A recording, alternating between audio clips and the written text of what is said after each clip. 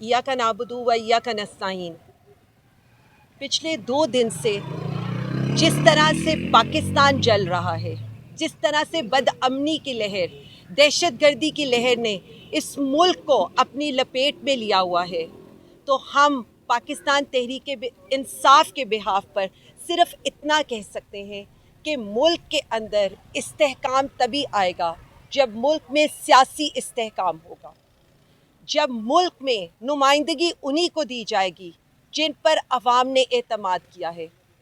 मईशत से निपटना हो, दहशतगर्दी से निपटना हो, अमनो अमान से निपटना हो या अवाम का पुरसाने हाल करना हो, तो सिर्फ वही पार्टी, वही लीडर जो इस मुल्क का सोचता है और जिस पर इस मुल्क के अवाम को एतमाद है, वही ये काम कर सकता है। तो खुदारा जो इस मुल्क में हो रहा है तो पाकिस्तान का सोचें। ऐसा नहीं है कि हमारे लोग यहाँ पर जब उनको यरमगाल बनाया गया तो मेरा नहीं ख्याल कि कोई भी पाकिस्तानी ऐसा नहीं था कि उसे तकलीफ़ ना हुई हो। जो इन 2 दिन में इस मुल्क ने देखा है, तो मैं सिर्फ इतना कह सकती हूँ कि तरजीहात ये नहीं होनी चाहिए कि एक सियासी पार्टी को फिक्स करने के लिए सारा कुछ हो रहा हो।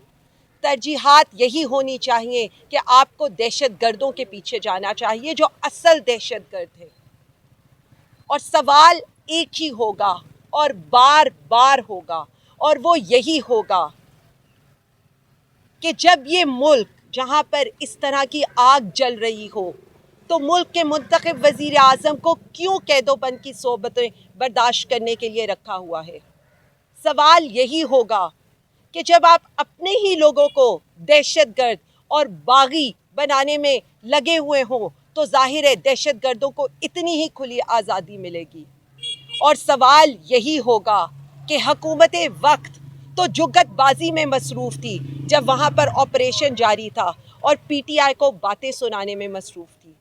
तो हम सिर्फ इतना कहें कि तहरीक इंसाफ वो वाहिद पार्टी है जो पाकिस्तान का सोचती है, जो बिलोचिस्तान का सोचती है, जो केपीके का सोचती है, जो सिंध का सोचती है और जो पंजाब का सोचती है। और वज़ीर आज़म इमरान खान वो वाहिद लीडर हैं जो इस मुल्क को, जो पंजाबियों को, सिंधियों को, बिलोचियों को, पठानों को एक कर सकते हैं। हम सिर्फ इतना कहना चाहते हैं कि जब 2014 में एपीएस का वाक़या हुआ था तो हमने अपना धरना छोड़ दिया था और हम जाकर मुल्क की बाकी सियासी जमातों के साथ इस मुल्क को बचाने के लिए बैठ गए थे। तो क्या अब ऐसा कोई लाया अमल क्यों नहीं अपनाया जा रहा? हमें फितना या इंतशारी कहने से इस मुल्क में दहशतगर्दी ख़त्म नहीं होने वाली।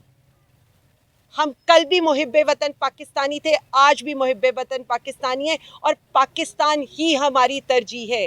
सियासत बाद में आती है, पाकिस्तान पहले आता है। तो हम सिर्फ अरबाब इख्तियार से इतना कहेंगे, मुल्क का सोचें।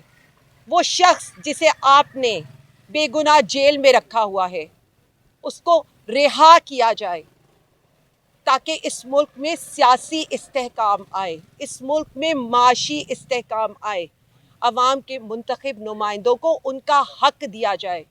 पॉलिटिकल विक्टिमाइजेशन, हमें दीवार से लगाना इस मुल्क का नुकसान कर रहा है। माशी तौर पे बदहाल हो चुके हैं, बदअमनी सर उठा चुकी है।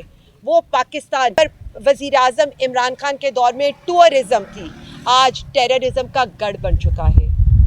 वो पाकिस्तान जहाँ पर हम ट्रेड की बात करते थे, आज एड का मोहताज हो रहा है। तो इस मुल्क का सोचें, क्योंकि सिर्फ वज़ीर आज़म इमरान खान ही हैं जो इस मुल्क में इस दहशतगर्दी की जंग को पे अवाम को एक पेज पर ला सकते हैं।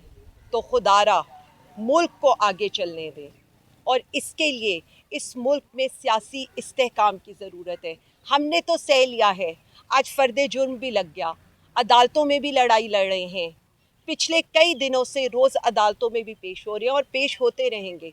लेकिन अगेन आपको सिर्फ इतना ही कहेंगे, रूल ऑफ लॉ की तरफ देखें, इस मुल्क में जमहूरियत को बचाने की तरफ देखें। और अगर कोई पाकिस्तान की इंश्योरेंस पॉलिसी है तो वह वज़ीर आज़म इमरान खान साहब है। बहुत शुक्रिया। پاکستان زندہ باد، عمران خان زندہ باد.